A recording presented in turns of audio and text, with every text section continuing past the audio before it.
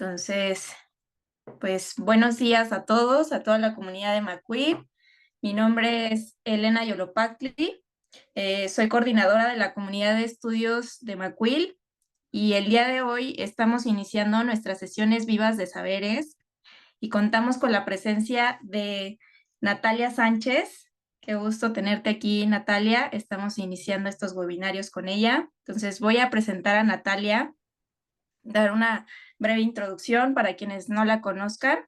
Entonces, Natalia Sánchez es ingeniera química con maestría en astronomía cultural y astrología de la Universidad de Wales Trinity St. David.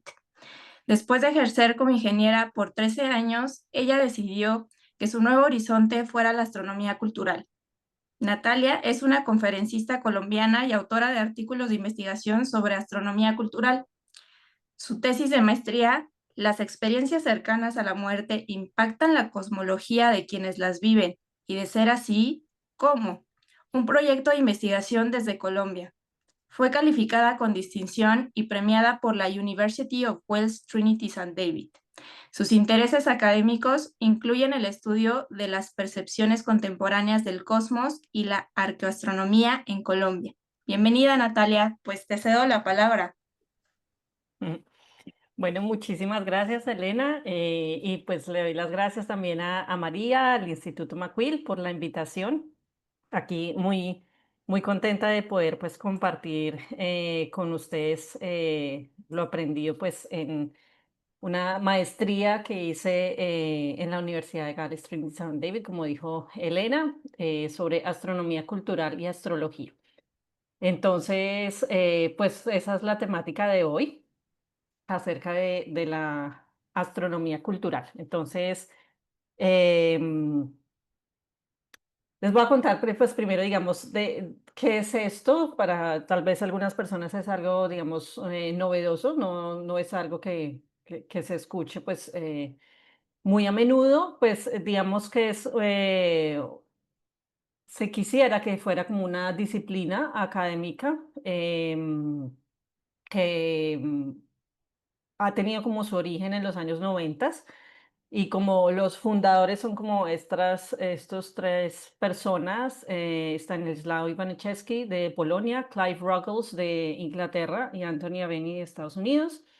Aquí estoy con Stanislaw, a quien conozco, a Clive también lo conocí el año pasado, Anthony Aveni sí todavía no he tenido el gusto, pero digamos que ellos son como los fundadores de esto. Entonces, ¿qué es astronomía cultural? Stanislao lo definió como, es como esa disciplina que aborda las percepciones y actitudes humanas hacia los fenómenos celestes desde una perspectiva global, o sea, algo que considera el cielo como parte de la sociedad y la sociedad como parte del cielo. Entonces, digamos, dicho de otra manera, es diferente a la astronomía, digamos, eh, científica en el mundo occidental, donde solo, digamos, se enfoca en la cuestión física de las estrellas, los astros, los planetas, y los viajes a la luna, bueno, todo este tema, digamos, con el exterior, con el universo, pero digamos que casi que no aborda mucho el tema con el ser humano. Entonces eso fue, digamos, a lo que a mí me interesó más, de que yo quería como algo más conectado con nosotros. Y entonces encontré pues que existe esta disciplina donde justamente, de hecho, la maestría la hice en una facultad de humanidades, em, donde algunos de los profesores eran antropólogos, o con estudios en arqueología, bueno, pero pues también hay astrónomos. Entonces realmente es algo como interdisciplinario. Entonces, digamos, hay, o sea, pues la astronomía es algo que pues ha existido por siempre, o sea, el estudio del cielo, el interés por el cielo, nuestra conexión con el cielo, pues está desde la antigüedad, claro. Pero digamos, en términos del estudio como tal de esta disciplina, se ha dividido en tres áreas principales. Una, digamos, la más conocida es la arqueoastronomía, porque pues es todo el tema de alineaciones astronómicas, o sea, arquitectura, el tema de edificios o digamos, pues edificaciones, no llamémoslo edificios, edificaciones que están alineadas hacia el sol, la luna o algo así, o piezas arqueológicas que tienen simbologías em, o iconografía relacionada con astros. Entonces, todo el tema de astronomía, digamos, lo que se llama observacional, entonces, cómo vemos el movimiento nosotros aquí desde la Tierra, el movimiento de los astros en el firmamento. Mm, Entonces incluye, digamos, todo el tema de arqueología, pintura rupestre, petroglifos, cerámica. Todo eso es lo que cubre la arqueoastronomía. Es como la principal área de estudios en lo que más se ha hecho investigación. Otra es la etnoastronomía, donde ya es más una cuestión de técnicas de antropología y sociología, donde pues, digamos, estos profesionales digamos, van a comunidades indígenas o pues donde pueblos originarios y hacen entrevistas, observación participante para, digamos, poder entender sus nociones del cosmos o sus cosmovisiones, su entendimiento acerca del universo. No está restringido solo a grupos, como les dije, pueblos originarios o grupos indígenas, puede ser a cualquier grupo de seres humanos. Entonces, por ejemplo, pues mi tesis, por ejemplo, la hice con personas, digamos, de hecho, incluso algunas conocidas, y estudié la cosmología de personas que habían tenido experiencias cercanas a la muerte. Bueno, y la otra área principal es la historia de la astronomía, donde ya es más cuestión de textos históricos, o sea, documentos escritos. Entonces, digamos, por ejemplo, pues ustedes en México es genial porque pueden desarrollar casi que todas, porque pues tienen textos, digamos, de los mayas, con los códices, pero también hay grupos indígenas y pues tienen un montón de tema de arqueología. Entonces, digamos, en México es uno de los países en donde más se ha desarrollado en general la astronomía cultural.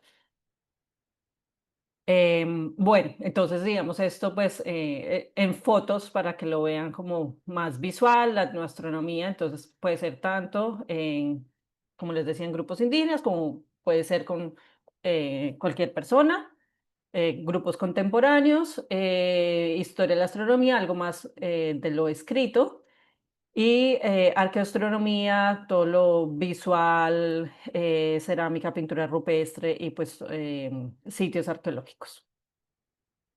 Y pues estas son para que paso rápidamente por aquí, para que sepan que hay diferentes sociedades a nivel mundial que se dedican a esto, pues la de Latinoamérica se llama Sociedad Interamericana de Astronomía en la Cultura, de la cual soy miembro, pero también hay una europea y también hay una pues que está más como en Estados Unidos, pero pues uno puede ser miembro de cualquiera de ellas.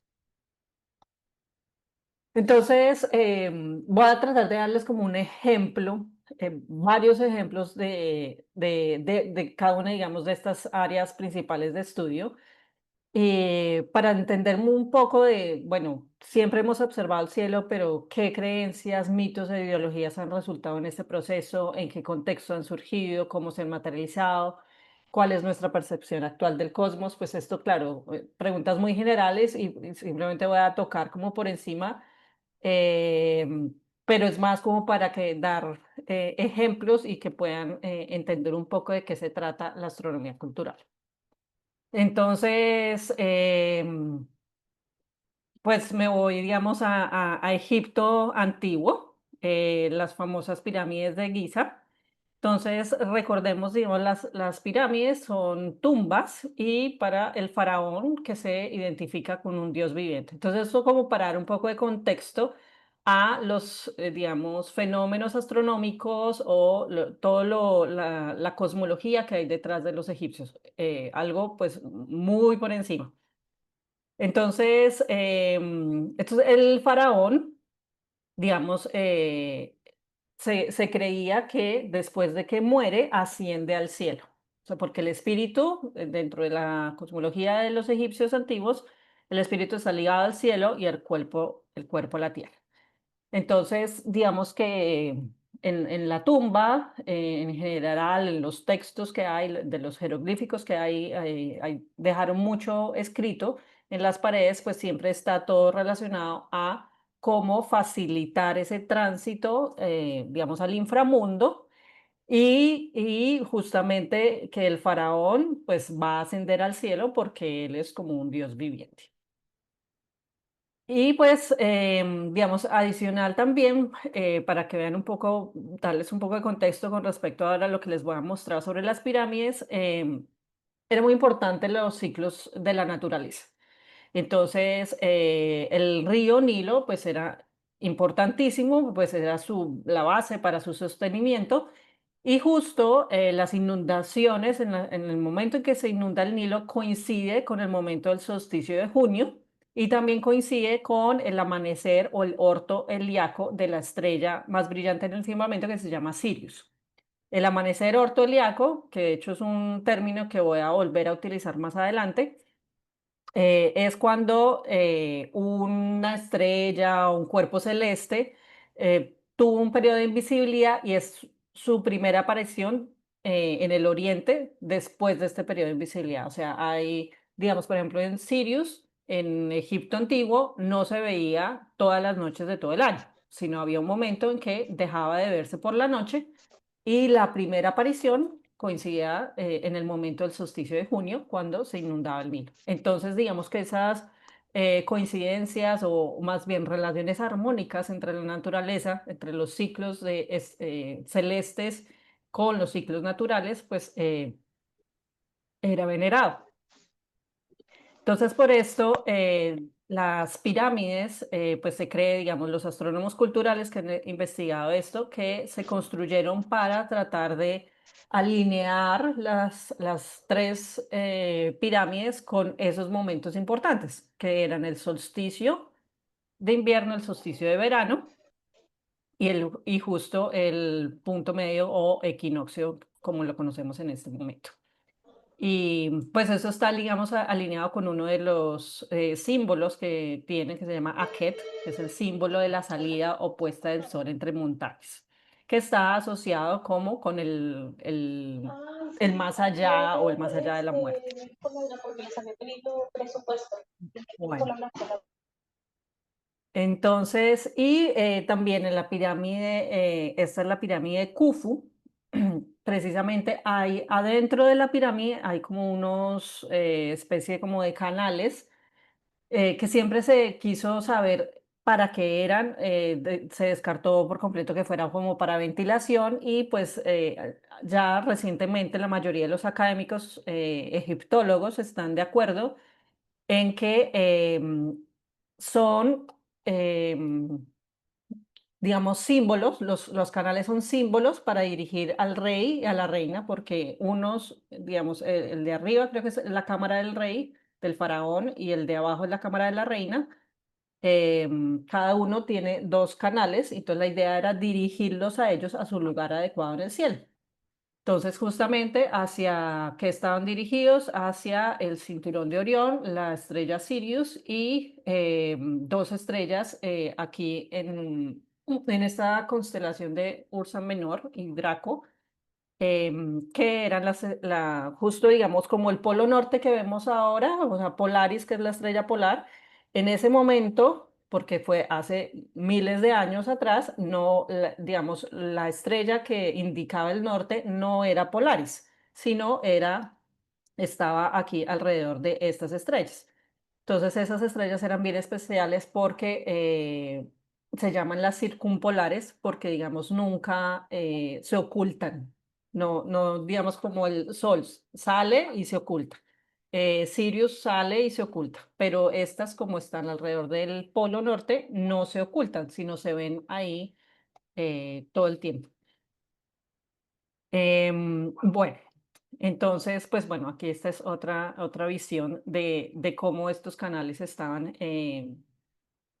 digamos, alineados hacia esas estrellas.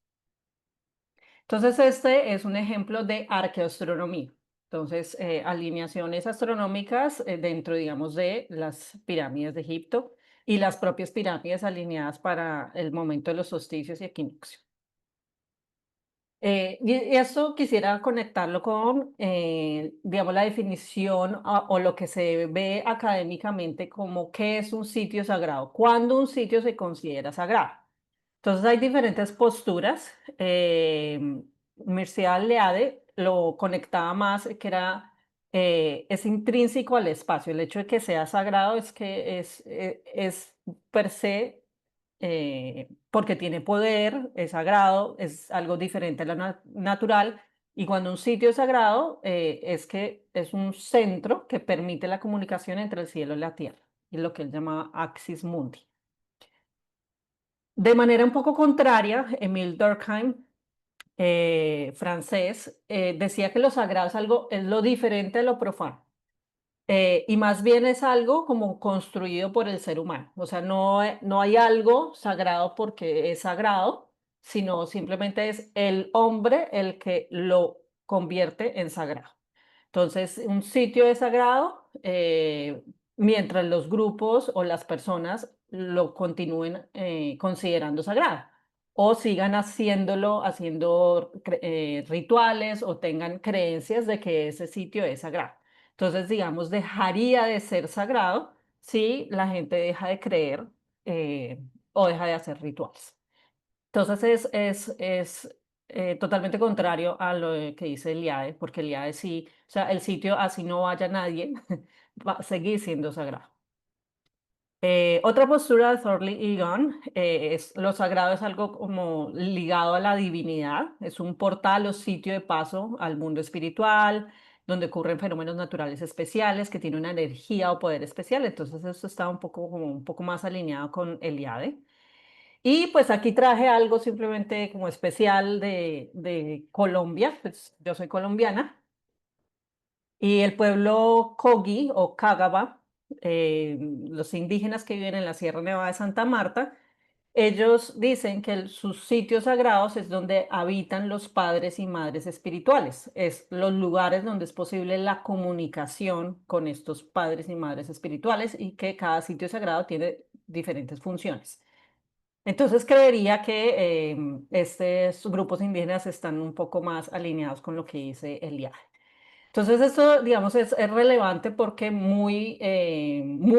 comúnmente vemos que los sitios que están como alineados astronómicamente o se encuentran con alineaciones astronómicas terminan siendo sagrados. Entonces, pues obviamente, digamos, por ejemplo, las pirámides que vimos, las pirámides de Egipto, muy seguramente eran sagradas, porque toda la gente pues se hacían allá, pues eran las tumbas de los faraones, entonces son especiales, apartadas, pero también puede que su sitio específico para que se pudiera hacer esa alineación astronómica, o sea, están muy bien ubicadas, o tal vez encontraron el sitio sagrado, digamos, para ubicar la pirámide y que se diera la alineación astronómica de manera natural.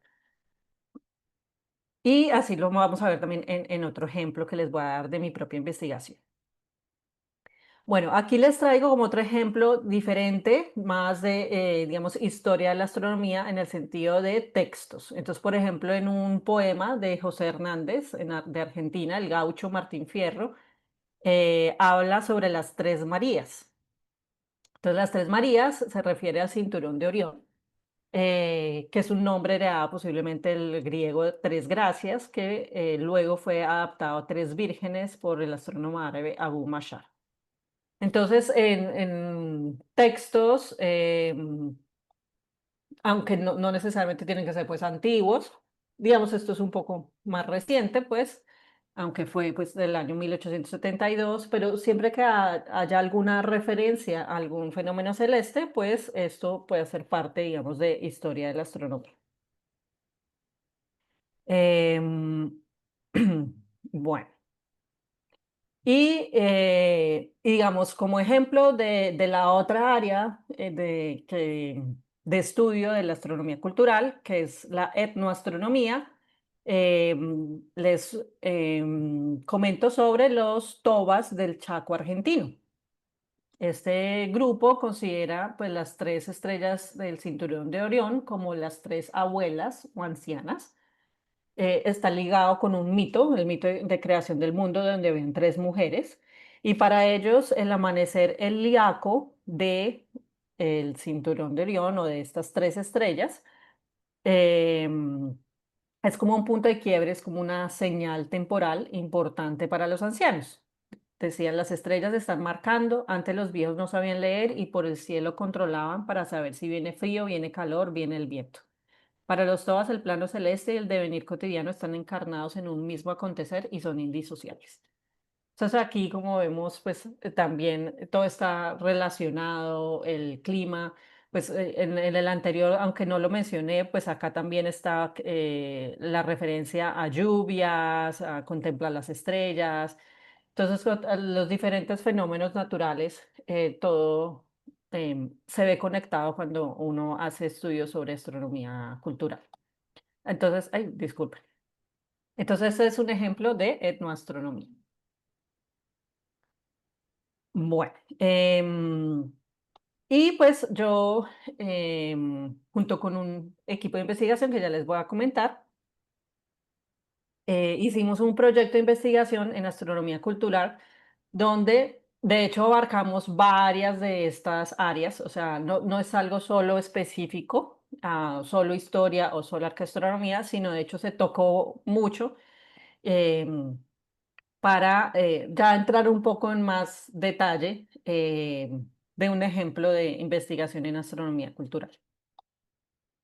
Entonces, el proyecto se tituló Relaciones cosmológicas en el mito muisca de Bachué, em, que se realizó gracias a una beca que dio pues, la universidad en donde hice la maestría y una revista que se llama Journal of Skyscape Archaeology. Este es el grupo de investigación. Entonces hice la investigación junto con Diego Martínez, que de hecho está conectado en este momento aquí en este encuentro. Él es diseñador gráfico y tiene una maestría en Patrimonio Cultural y Territorio y pues es experto en arte rupestre. Y Mauricio Vinasco, astrónomo con maestría en astrofísica, profesor universitario. Entonces ya desde aquí pues fue un equipo interdisciplinario, porque la idea, o sea, de la astronomía cultural es que justamente sea algo interdisciplinario. Entonces, yo no quería investigar sola, básicamente fue eso. Hicimos, digamos, la investigación de manera independiente, no como tal, aunque se recibió una beca, pues fue más como para patrocinar el trabajo en campo. Pero realmente pues todos trabajamos de manera independiente en este proyecto y el hecho de que haya sido interdisciplinario, que la investigación pues sea más rápida, más fácil, mucho más enriquecedora. Entonces tuvimos como resultados muy, muy chéveres. Entonces, como les decía, la metodología fue interdisciplinaria porque consultamos diferentes fuentes. Ahorita les mostraré, consultamos documentos históricos, consultamos piezas arqueológicas, 81 piezas cerámicas y 28 piezas de orfebrería. También se relacionó con estudios antropológicos o etnografías de grupos contemporáneos que de cierta manera están asociados a los muiscas. Ya ahorita les cuento un poquito de quiénes eran los muiscas. Em, Obviamente, pues el tema astronómico, sobre todo el tema de los movimientos celestes situados en tiempo y espacio. Entonces, porque lo que vemos hoy no necesariamente se vio en el pasado. La Tierra tiene un cierto movimiento que hace que las estrellas se vayan moviendo, digamos, si tú lo miras en el paisaje, se van como moviendo. Entonces, lo que vemos hoy en el paisaje no es lo que veían, digamos, nuestros ancestros. Entre más alejados en el tiempo, pues más diferencia habrá. En cuanto al Sol y la Luna, sí es bastante similar. a menos que estemos alejándonos demasiado. Entonces, por ejemplo, con los egipcios o investigaciones por allá en el Neolítico, de 2000, 3000, 4000 antes de Cristo, pues sí, ya ahí sí toca tener cuidado incluso con el Sol, la Luna y los planetas. Pero pues en este momento, digamos, para los muiscas, que eran los grupos indígenas que estaban en el centro de Colombia antes de la llegada de los españoles, antes de la conquista, eh, el movimiento del Sol, la Luna y los planetas, pues es bastante similar, casi igual prácticamente a lo que vemos hoy. Y pues también hicimos dos visitas de campo en los alrededores de la montaña en donde está, digamos, situado el mito, que también les contaré un poco más adelante. Y pues revisamos, fuimos a museos, pues obviamente de manera presencial y pues algunos que no estaban en el país de manera virtual. Entonces, los muiscas, como les decía, fueron pueblos indígenas que ocuparon el área central o se llama Altiplano Cundiboyacense antes de la conquista española en Colombia. Pertenecían a la familia lingüística chibcha, sus principales deidades eran el sol y la luna, hacían cultos y rituales en cuevas, lagunas, picos de montañas o templos en donde se hacían entierros, rituales, ceremonias. Todo esto, hago un paréntesis, se tiene la información por los cronistas españoles. Realmente no hay ningún texto no, que, pues, que sepamos no tenían escritura, eh, pero pues no hay ningún texto como tal de los muiscas. Entonces todo se sabe es por lo que escribieron los cronistas españoles después de la conquista. Entonces también, y bueno, y pues claro, por arqueología, ¿no? Entonces, digamos, estos que se llaman tunjos, que son piezas de oro, lo que está en las fotografías, son piezas de oro que se ofrecían a manera, como ofrecimientos cuando se hacían los rituales en cuevas, lagunas, los picos de las montañas, y también daban como ofrecimiento esmeraldas. Y se consideraban las cuevas y las lagunas como pasajes al más allá. Esto se ha encontrado que hay similitudes con etnografías recientes de dos grupos indígenas, los Uwas, que están ubicados en la Sierra Nevada del Cocuy, que no está tan lejos del altiplano cundiboyacense, de hecho casi que colindan, son vecinos ahí con el territorio que se considera muisca. Y los Kogis sí están un poco más alejados porque ya están en la costa Caribe, que son de hecho pues el grupo indígena que les comenté cuando expliqué lo del sitio sagrado. Em, entonces, sí, porque se ha encontrado, o sea, hay bastantes similitudes de que parece que sí existió contacto entre uvas, porque pues es un grupo indígena que ha permanecido después de la conquista, y tal vez de los ancestros de los Kogis, pues se considera que los Kogis, sus ancestros o posibles ancestros, pues eran los Taironas.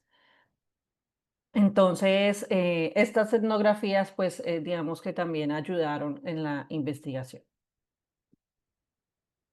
Bueno, entonces ahora sí un poco de qué es el mito. El mito de Bachué, entonces, pues, se ha encontrado es por escritos, digamos, de terceros. La historia más común o, digamos, más reciente que es, digamos, que todo el mundo referencia, es la de Fray Pedro Simón, un cronista franciscano, lo escribió en 1627, en donde relata la historia de como el origen del ser humano. Entonces, decía que de la laguna de Iguaque, Iguaque es una montaña, una cadena montañosa, pues, y encima de la cadena montañosa, como en una cima, hay una laguna. Entonces decía que de esa laguna salió una mujer llamada Bachué, y con un niño como de unos 3 años y que salieron de la laguna, luego bajaron, digamos, de la montaña, el niño creció y junto con su madre, digamos, se reprodujeron y que y que Bachué pues era muy fértil y que en cada parto pues tenía muchos hijos, como 4 o 6 hijos. Entonces que era muy, muy fértil y con eso digamos que se pobló la tierra y luego ya después, digamos, volvieron a la laguna y digamos, ahí se metieron a la laguna convertidos en dos grandes serpientes. Entonces, digamos, pues de los elementos principales es pues que hay una pareja, una mujer y un hombre, bueno, que al principio es un niño, se convierten en serpientes, el tema de origen, porque es el origen del ser humano, pero también como un momento de muerte, porque ahí ellos, digamos, mueren, entre comillas, en el momento en que entran a la laguna o más bien se transforman en serpientes, pero es como ese momento de finalización de su vida como seres humanos. em, y que las serpientes pues eran muy, muy grandes. Entonces, Bachué se consideraba como em, se le asociaba al tema nocturno y se referenciaba pues en diferentes partes de los textos de Fray Pedro Simón como una gran serpiente o dragoncillo. Entonces, como ven acá, acá no dice nada de los astros, ni del sol, ni de nada. Em, luego encontramos, pues gracias a un historiador, nos dio el dato de que había otra versión o no versión, pues como otra mención que podría estar relacionada al mismo mito de Alonso de Medrano y esa era escrita antes, o sea, unos 30, más o menos unos 30 años antes, como ven. Fue escrito por Alonso de Medrano y hablaba de la diosa Baque, entonces está, digamos, escrito diferente, también muy fértil como la gran diosa de todos los dioses, y también hablaba de una pareja, hombre y mujer, y que también era un hijo. Entonces, posiblemente, pues está hablando como de lo mismo. Y pues muy recientemente, gracias a Diego, que encontró esta otra fuente, de un comerciante italiano que se llamaba Galeotto Sei. Esto lo escribió incluso como 60 años pues antes de, de Fray Pedro Simón. O sea, es la versión, sería la versión más antigua de algunos elementos del mito. Lo que comentaba era que él hablaba sobre cuando estuvo pues con los indígenas, los muiscas,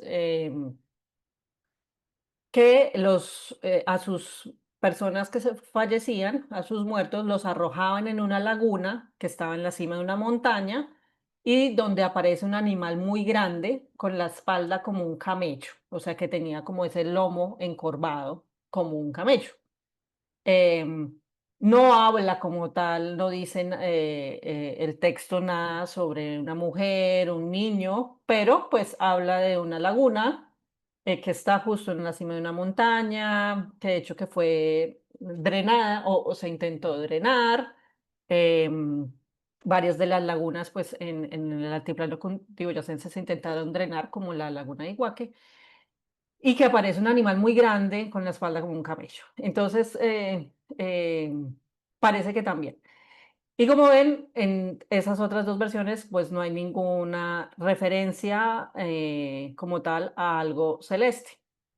La sospecha se dio porque pues un antropólogo eh, anteriormente pues colombiano, Juan David Morales, él propuso que posiblemente estaba asociado a algo con la Vía Láctea por cómo se ve la Vía Láctea desde un sitio arqueológico que queda como abajo de la montaña de Iguaque, que se llama el sitio El Infiernito, y que desde ahí se ve a la Vía Láctea como salir de la laguna.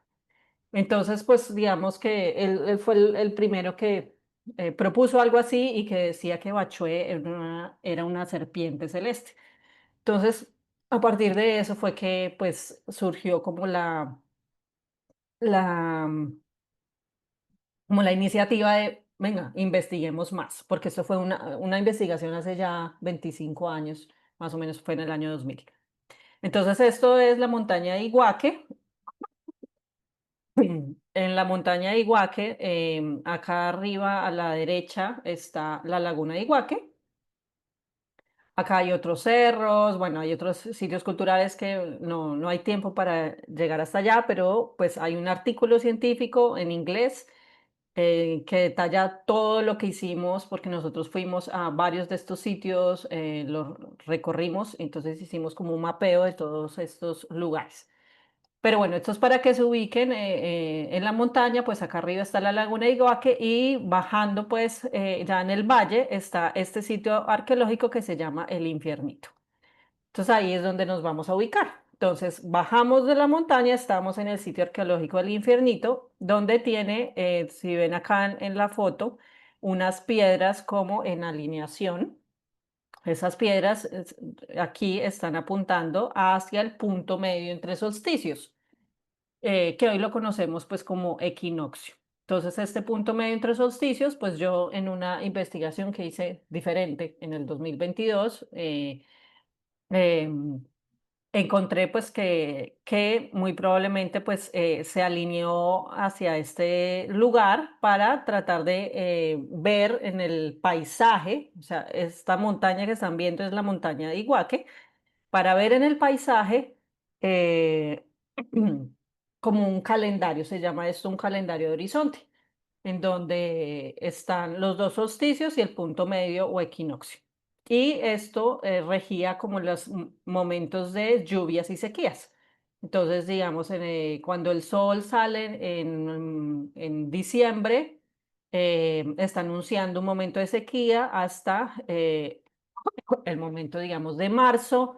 En marzo empiezan lluvias hasta junio, luego el sol se devuelve, tiene como este ciclo en el paisaje, el sol se va moviendo, el sol no sale por un solo lado en el año, el sol se va moviendo.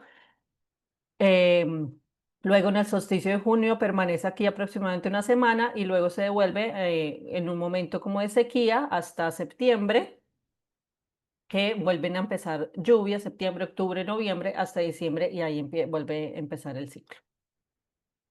Bueno, entonces, ahora volviendo, digamos, al tema del mito, también no solo pues lo que se escribió, sino lo que existe en arqueología, hay muchas piezas que están relacionadas al mito. O sea, hay como un acuerdo entre académicos que, claro, pues las serpientes en forma de tunjos y que ya habíamos visto en otra fotografía anterior, pueden estar muy asociadas al mito, y así como estas copas cerámicas en donde tiene dos serpientes, ¿sí ven? En la parte exterior, aquí está, digamos, la cabeza de la serpiente y va la cola, y en el lado opuesto está la otra cabeza de la serpiente.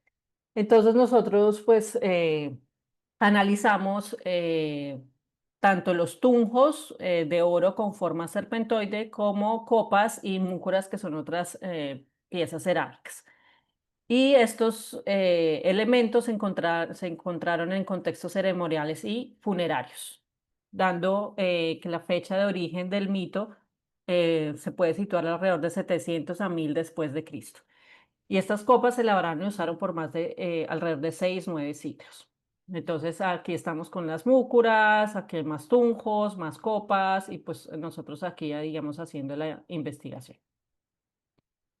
Dentro de los resultados de la iconografía resalta este como motivo iconográfico que se tituló El animal encorvado, aunque no siempre tiene forma de animal. Aquí, digamos, esto se ha encontrado en arte rupestre, orfebrería, textiles, y pues es muy frecuente en copas y en múcuras. Y como ven, pues tiene un lomo encorvado y a veces tiene una cabeza, una cola, o no necesariamente. Tiene dos extremos, pues.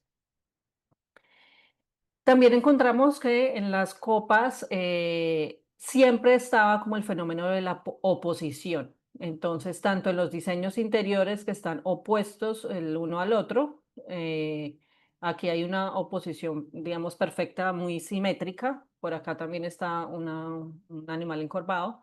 Y las cabezas no siempre eran serpientes, pero en su mayoría pues sí tenían como una figura de serpiente, esto siempre como en oposición.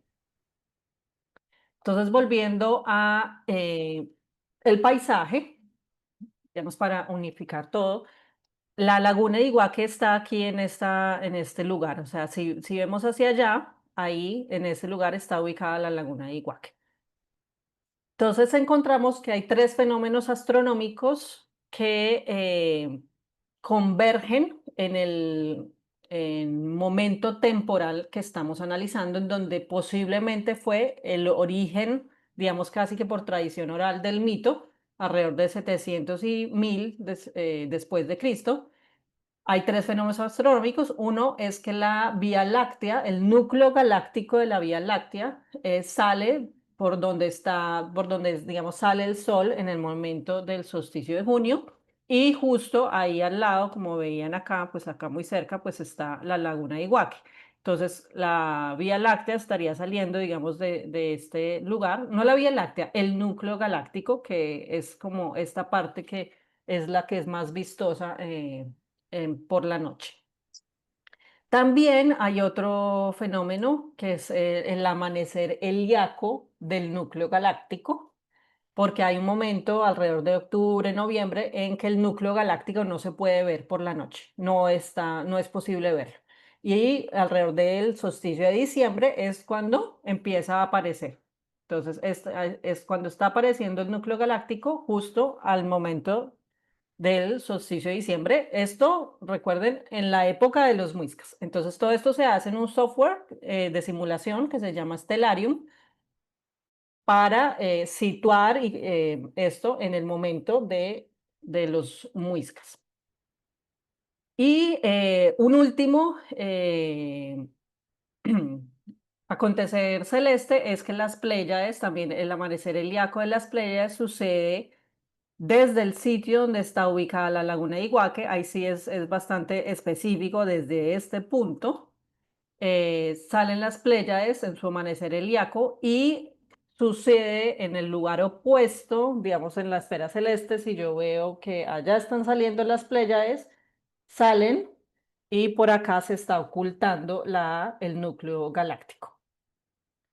Y esto lo pudimos ver también en un planetario, fuimos al planetario de Bogotá a verlo, para pues verlo así. De hecho, ahí fue que nos dimos cuenta de la oposición, porque pues en Stellarium como que toca poner esta vista y eso uno no siempre la pone. Bueno. Entonces, pues como conclusiones, pues hay una relación entre el mito, las Pléyades, la Vía Láctea y el Sol, por el momento del amanecer en los solsticios, que sugiere una conexión entre los ciclos celestiales y los ciclos climáticos, por lo que les decía que anuncian temporadas de lluvias y sequías para los muiscas. Em, Y también pues damos una propuesta, sino que aquí voy a pasar ya rápido porque ya se me acabó el tiempo. Entonces voy a intentar hacer las conclusiones en 2 minutos para dar tiempo para preguntas.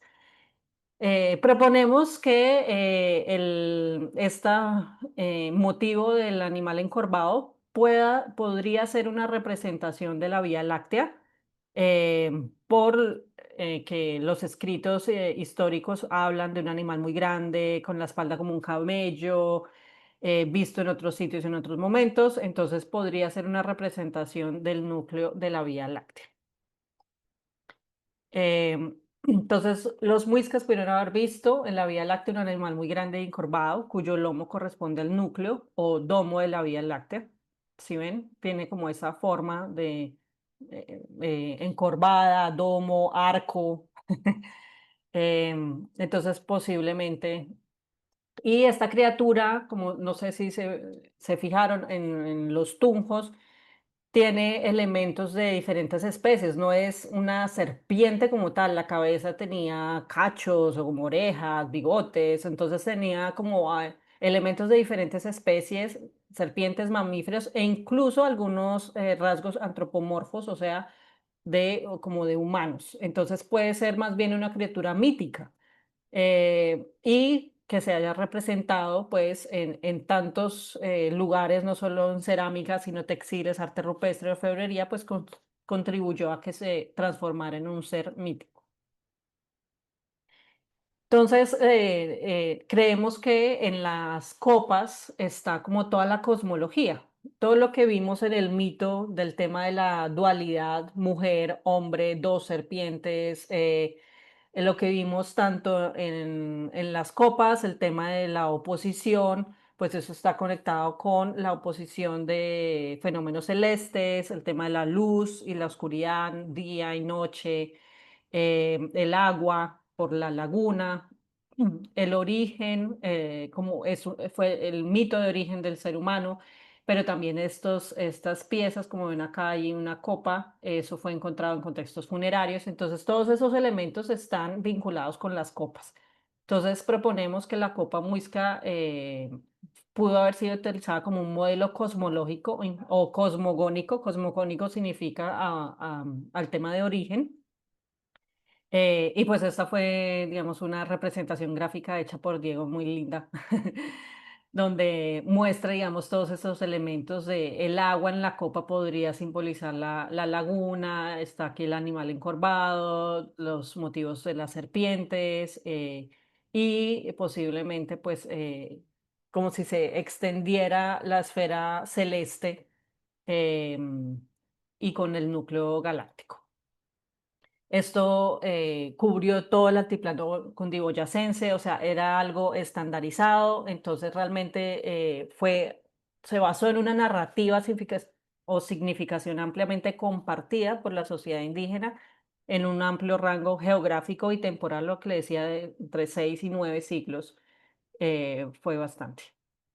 Entonces, la copa, como elemento simbólico y didáctico que representa lo que los muiscas comprendían de sus orígenes, el universo y su actuar en el mundo. Entonces, si quieren más detalles, pues eso está todo escrito en inglés, lo que les decía en un artículo científico. Pues aquí está, digamos, el vínculo, pero para mayor facilidad me pueden escribir al correo electrónico, ya les muestro. Bueno, acá está el tema de la bibliografía, todo lo de la investigación en el infiernito y esto, la consultan más bien en el artículo y me pueden escribir a este correo electrónico y yo les puedo compartir el artículo sin problema, porque si es en el otro vínculo, pues les tocaría pagar. Entonces, pues mejor, yo se los mando de manera gratuita sin ningún problema. Bueno, entonces, hasta aquí llega mi presentación. Muchísimas gracias. Disculpen que ahí me pasé un poquito en tiempo, pero bueno, esperemos que podamos dar tiempo a preguntas. Sí, está perfecto, Natalia. Muchas gracias por tu presentación. Qué interesante tema.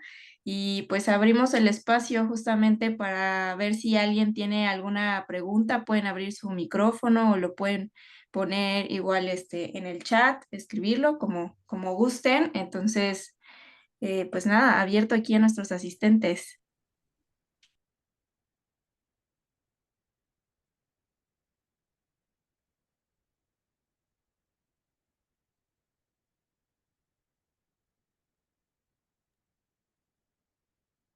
Bueno, yo sí quisiera comentar algo, Natalia. Primero, muchísimas gracias por compartirnos esto.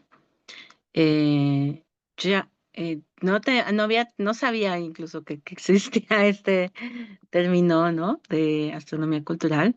Sin embargo, pues está ahí, ¿no? También nosotros, bueno, pues en la cultura mexicana hay un montón pues sí, como de sabiduría que está ahí, pero no sabemos como para qué es, ¿no? Entonces, tal vez como que mi pregunta sería cómo nosotros, así simples mortales que no sabemos nada de astronomía, podríamos como empezar a investigar un poquito más sobre eso, porque igual y a veces yo, por ejemplo, voy a un museo, vamos al museo de acá de antropología, por ejemplo, ¿no? O vamos a los lugares sagrados.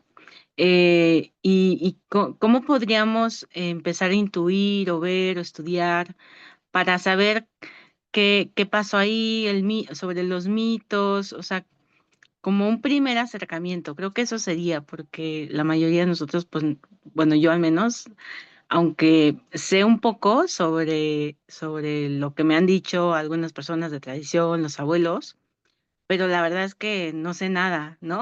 O sea, salvo que igual algunos mitos los conozco, pero igual y no sé identificarlos, ¿no? Por ejemplo, en los objetos, en los lugares. Entonces, como la recomendación que podrías hacer por ahí. Ujú.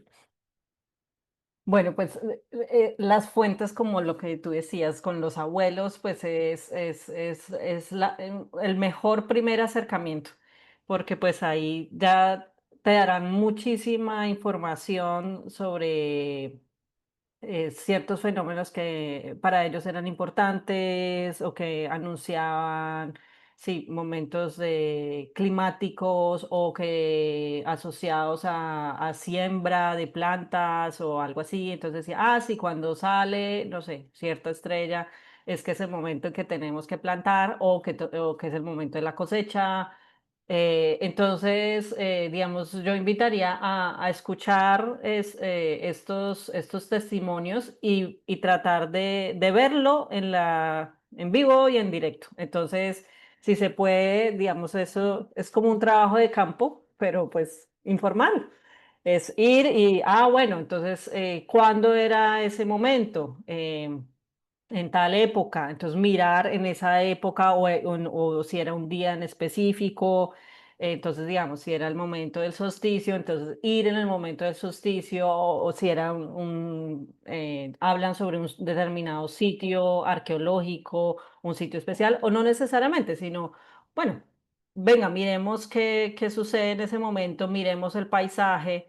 Entonces, porque el mismo paisaje, pues claro, digamos, los muiscas, ellos no tenían ningún instrumento como tal.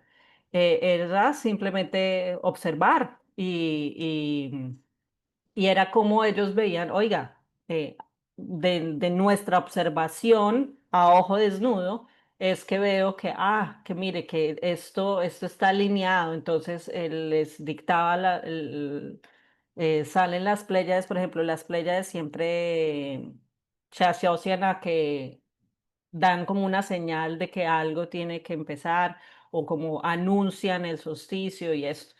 Entonces, es observar, o sea, digamos, a mí en la maestría me ponían a salir a observar la luna en sus diferentes fases, en la altura con respecto al horizonte, entonces mucho la conexión con el paisaje. Porque muchas veces estamos, pues los que vivimos en ciudades, totalmente desconectados y sobre todo porque no hay no hay oscuridad.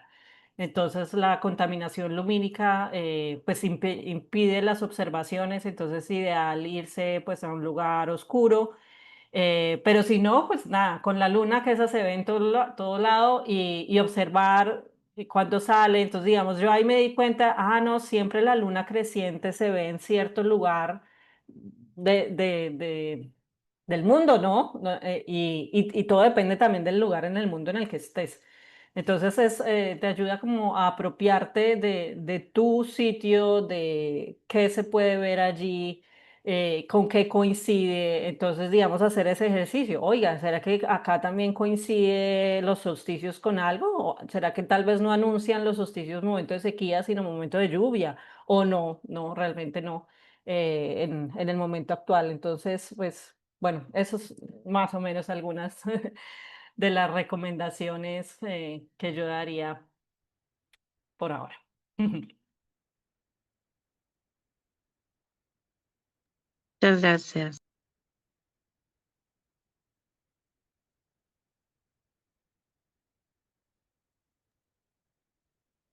Hola Natalia, buenas tardes. Mi pregunta va más relacionada acerca de tu visión con esta cosmogonía de las lagunas como espacios liminales para la ofrenda de sus muertos a esa diosa cósmica, a ese útero. Y ya que hacías alusión, por ejemplo, la ubicación de las pirámides, ellos también tenían sus visiones con la diosa Maat y ese útero cósmico. Ahora, trasladémoslo a los muiscas y a cómo funcionaría esa, con respecto a las experiencias de muerte que tú has trabajado, cómo se conectaría todo eso ahí. Me gustaría escucharte un poco más acerca de ese tema. Hmm, Estoy pensando en cómo conectaría las lagunas. Bueno, creo que con la otra investigación de experiencias cercanas a la muerte no. mm,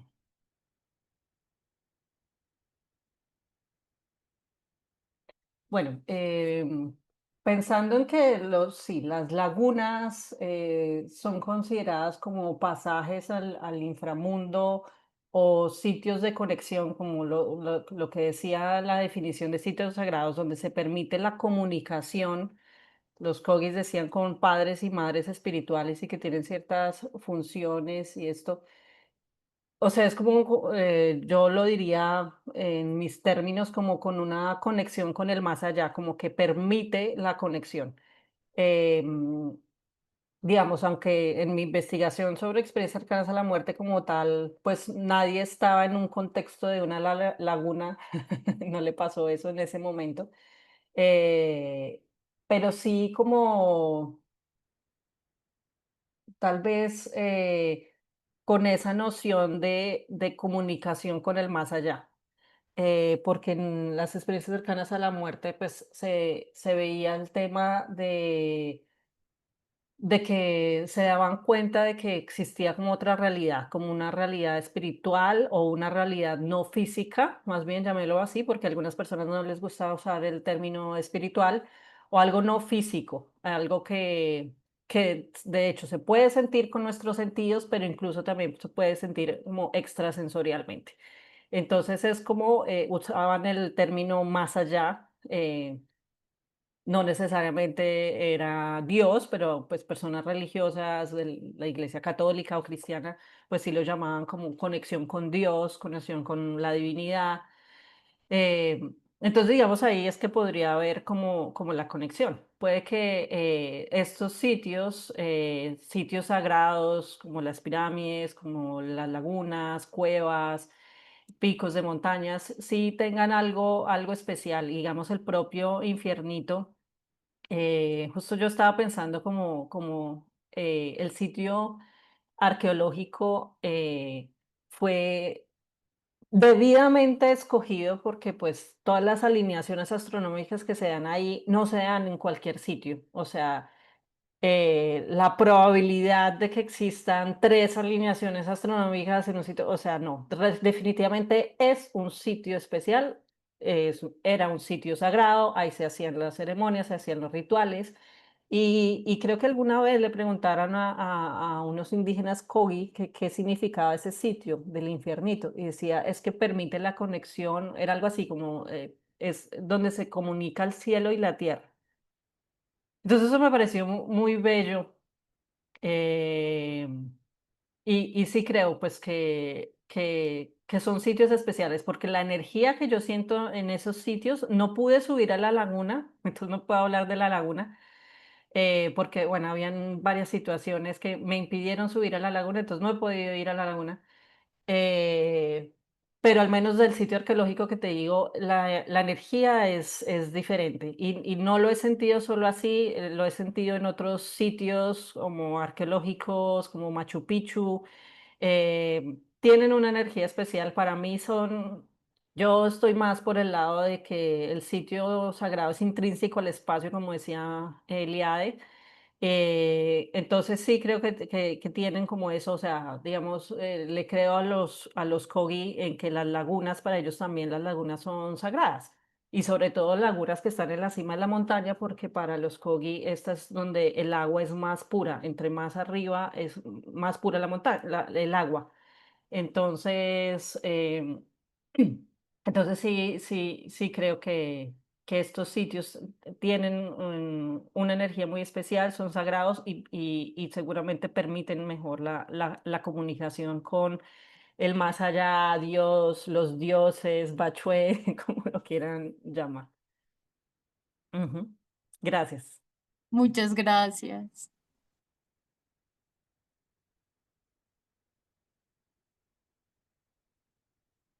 Bueno, damos espacio solo para una pregunta más si es que alguien quiere decir algo más y ya para ir cerrando.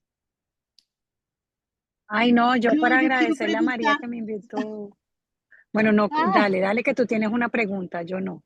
una chiquita solamente, a ver, no sé si esté mal, pero quería saber si, si en la, digamos, entiendo como la representación de la serpiente en las cerámicas, como esa relación con el núcleo galáctico, bueno, con la Vía Láctea, como lo planteaste, pero ya relacionándolo con el mito, quería saber si el hijo de Bachué, eh, ustedes lo vieron representado en la cerámica, o el hijo era la dualidad, era la cabeza de la mamá digamos, esta oposición que tú nos mostrabas, y la otra era el hijo, o cómo veían ustedes al hijo. Porque tenía dos, pero la primera ya la respondiste con lo de si el infiernito era un lugar sagrado, en cuál de esas definiciones que nos habías presentado, o incluso la laguna de Iguaque, o las lagunas.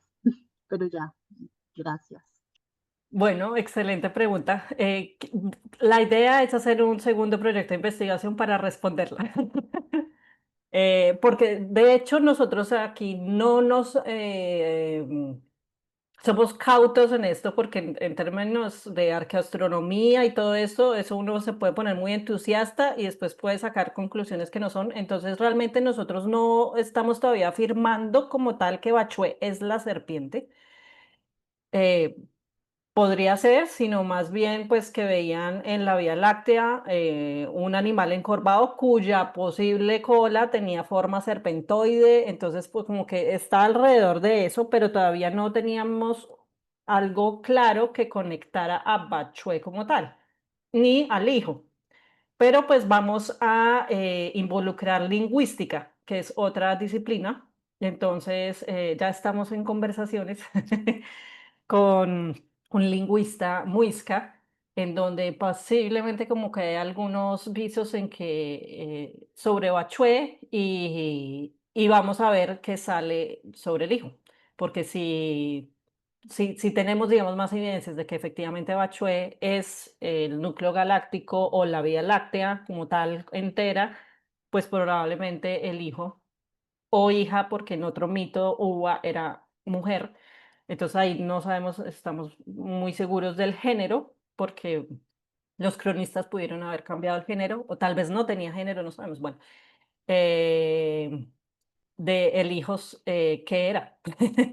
Sí, también era también un fenómeno celeste. Entonces, pues eso está para próximas investigaciones.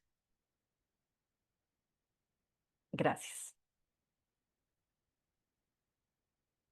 Pero alguien más tenía un comentario, vi que alguien estaba comentando también. No, yo nada más para darle gracias a María, yo la verdad no sabía mucho, me encanta la fotografía, no tengo ni idea cómo me llegan las cosas, pero yo le tomé unas fotografías porque viví 5 años en México a María, me encantó todo la parte de lo que hace sobre Young, estuve en Oaxaca visitando a María en su centro y me parece espectacular lo que hace. Yo soy colombiana y ahora le voy a tomar fotos a alguien que me ha hablado de los cogis y yo ni tenía idea que eran los cogis y ahora que tú hablas yo digo, yo soy colombiana, entonces digo como, uy, los toltecas, los cogis y digo, entonces María también me enseñó lo de la memoria colectiva, que todos tenemos la memoria colectiva y digo, ¿cómo me llega esta información? Y, o sea, yo digo, no, es que es mágico. Entonces, no, ya con lo que poquito que puedo, porque llegué muy tarde, no entendí nada de lo que dijeron, pero pues no, quiero aprender más vivo en Estados Unidos ahora, pero quiero aprender más sobre mi país. Hace muchísimo tiempo compré algo que es como súper parecido a, como a todas las cosas colombianas y abachué y todo eso, y digo, bueno, este será el momento de conectar por qué yo compré eso. Y no, lindísimo, lindísimo, y quiero conocer mucho más lo que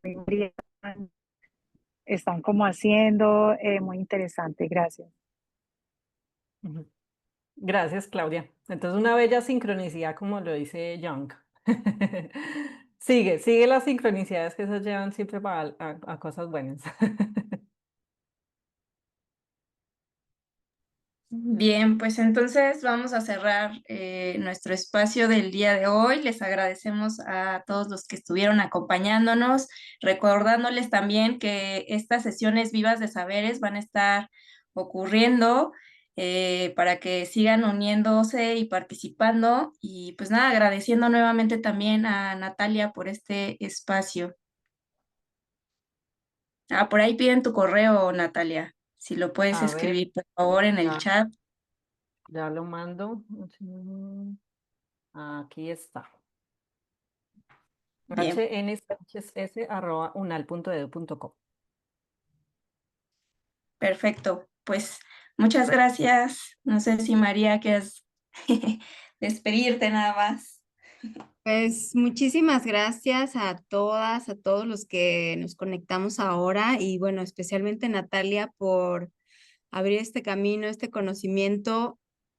Yo la verdad es que lo valoro mucho y no pude no encontrar similitudes con nuestras historias acá en México. Y tengo ahí una sospecha de quién es ese hijo y quién es esa animal encorvado, pero igual luego lo platicamos. Me cuentas, sí. Suena una historia muy familiar que tenemos acá en nuestro México. En nuestro México tenemos a nuestra Coatlicue, nuestra gran madre serpiente con su falda ondulante, y para nosotros su hijo es el sol. Entonces, Mm.